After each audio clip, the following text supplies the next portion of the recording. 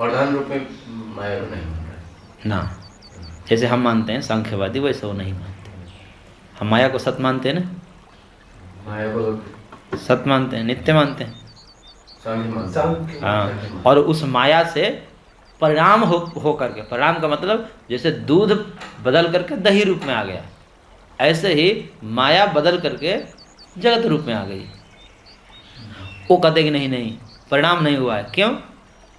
क्योंकि परिणाम तो वस्तु का होता है ना। परिणाम किसका होता है?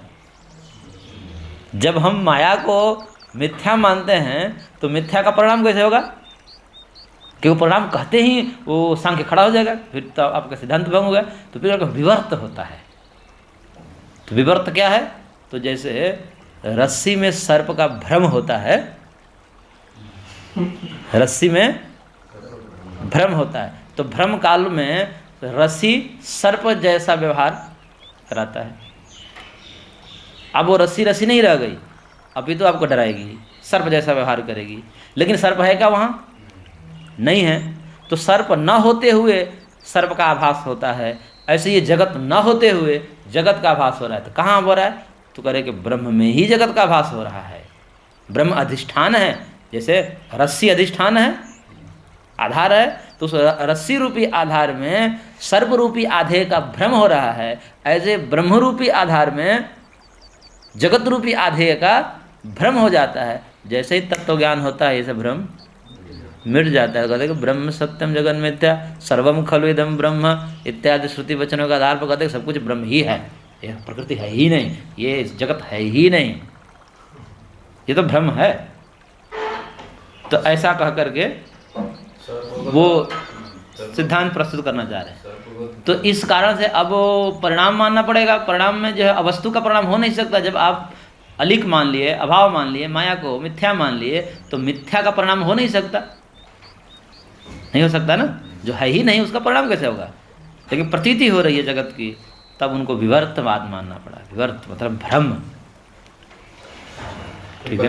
भ्रम है, देखने वाला जिस सर्प में रस्सी का भ्रम हो रहा है, रस्सी में सर्प, वो तो पूरे सांख्य में चलेगा, यही चलेगा। अभी कहाँ घबरा रहे हैं आप? जब 5वें अध्याय खोलेंगे, अभी तो शुरुआत है, अभी तो विषय बोध समझिए, पहला अध्याय है। फिर जब 5वें अध्याय तक जाइएगा, तब कैसा क्रिस्टल क्लियर हो जाएगा, पूरा आपकी दूरदृष्टि हो जाएगी।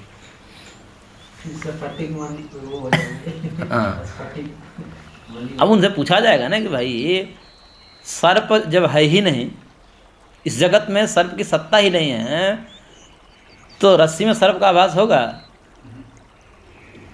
जैसे खरगोश का सींग ही नहीं है, तो किसी को खरगोश के सींग का भ्रम होता है किसी सींग में या किसी भी अधिष्ठान में कि ये सब खरगोश का सींग है, ऐसा भ्रम होता है? क्यों? क्योंकि खरगोश का सींग है ही नहीं, तो उसका भ्रम भी नहीं होगा। लेकिन यहाँ भ्रम होता है, इसका मतलब रस्सी में सांप का भ्रम है, लेकिन सांप में सांप का भ्रम तो नहीं है ना। चलो रस्सी में सांप का भ्रम है, लेकिन यह भ्रम ही सिद्ध करता है कि सांप में सांप कहीं ना कहीं सत है। तो चलो ब्रह्म में जगत का भ्रम हो रहा है, चलो यहाँ मान लेते हैं। फिर जगत में जगत का कहीं तो वास्तविक रूप होगा, वो कहाँ है ये बताओ।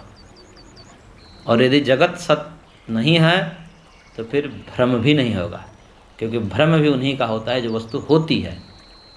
सुक्ति में रजत का भ्रम होता है, तो रजत कहीं ना कहीं है ना, चांदी कहीं ना कहीं है, तभी तो भ्रम होगा। सुक्ति में चांदी की सत्ता ही नहीं है इस जगत में, तो भ्रम कैसे होगा? तो इसलिए तुम्हारे भ्रम कहने से ही प्रकृति सिद्ध हो जाती है।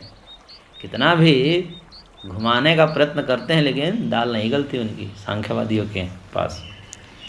ऐसे उदाहरण दे दे करके खूब प्रयास करते हैं, लेकिन नहीं कर पाते। तो इसलिए कहते हैं कि ऐसे मायावादी जो हैं, ये भी समझिए कि एक प्रकार के प्रच्छन्न बौद्ध ही हैं, छुपे हुए नास्तिक हैं। अद्वैत वेदांत के नाम पर ये छुपे हुए नास्तिक हैं। और भगवान कह रहे हैं कि मैं ही कलयुग में ब्राह्मण के रूप धारण करके जीवों को तहस नहस करने के लिए मैं बनाया हूँ।